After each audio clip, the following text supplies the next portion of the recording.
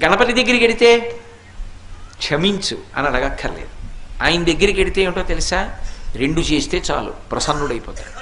ఒకటి ఇలా ఇలా ఇలా అంటే చాలు, మిటికలు ఈ రెండు కణతల మీద 3 మాటలు కొడితే ఆయనకి సంతోషం. ఇలా కూడా అనక్కర్లేదు ఆయన దగ్గరే.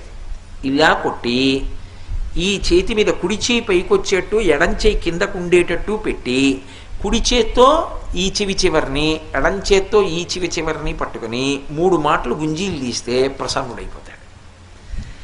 ఏమండి మీరు చెప్తున్నారు బాగానే ఉంది, కానీ అంత పరబ్రహ్మం విఘ్నేశ్వరుడు ఆయనకి ఎందుకండి ఇలాంటివన్నీ, ఇలాంటి పిల్లల చేష్టితాలు అన్నీ చేస్తే ఏమిటండి ఆయనకి ఆ సంతోషం అని అడగచ్చు మీరు. దీని వెనక ఒక మర్మం ఉంది.